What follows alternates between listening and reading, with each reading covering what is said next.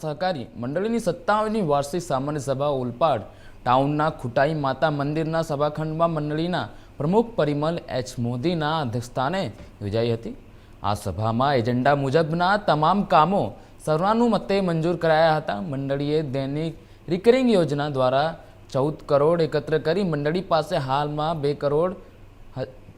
થાપણ રૂપિયા 14 crore 58 lakh reserve fund અને 1 કરોડ શેર ભંડોળ ત્યારે 6 કરોડ સભાસદ બચત જમા હોવાથી મંડળી આર્થિક રીતે સદ્ધર છે। જ્યારે મંડળીએ તમામ ખર્ચાઓ અને જોગવાઈ બાદ કરી 15 લાખનો ચોખ્ખો નફો કરી સભાસદોનો શેર ઉપર 15% ડિવિડન્ડ જાહેર કરેલ છે। તેમણે વધુ કહ્યું કે મંડળીના સભાસદોનો હિતને ધ્યાનમાં લઈ લોન લેનાર 18 થી 65 વર્ષના સભાસદોનો લોન રકમના સ્લેબ મુજબ રૂપિયા 5 અને 10 લાખના અકસ્માત વીમાનું કવચ પૂરું પાડવા મંડળી પ્રીમિયમ ભરે છે।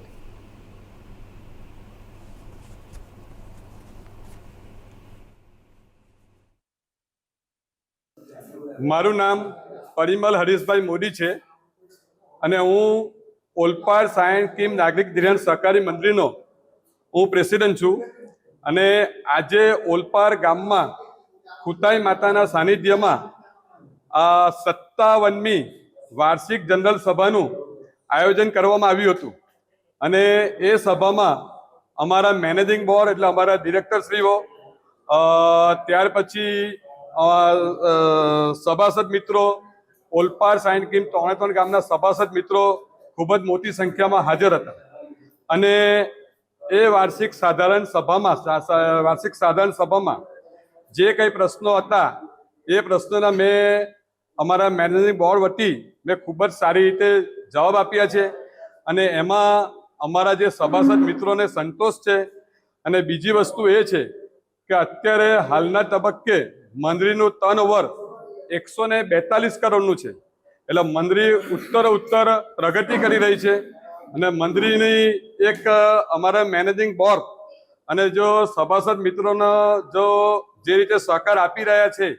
તે રીતે અમને પૂરેપૂરી આશા છે કે આવનારી વર્ષમાં મંડળીનું ટર્નઓવર 200 કરોડની ઉપર જશે। અને બીજી વસ્તુ એ છે કે આ જે મંડળી છે તેમાં અત્યારે 3500 ને સમથિંગ 68 જેવા સભાસદ મિત્રો છે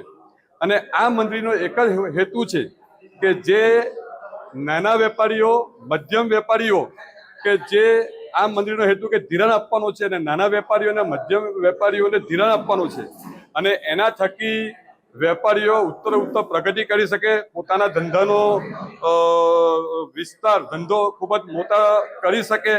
અને જે કંઈ બહારથી જે કંઈ રૂપિયાઓ લઈને એમને ધંધામાં ખૂબ જ તકલીફ પડે અને વ્યાજ ખૂબ ઊંચા ભાવે ચૂકવવું પડે।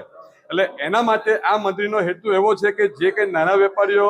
મધ્યમ વેપારીઓ છે એને આ જે ધિરાણ આપવામાં આવે છે તે નહિવત વ્યાજથી આપવામાં આવે છે,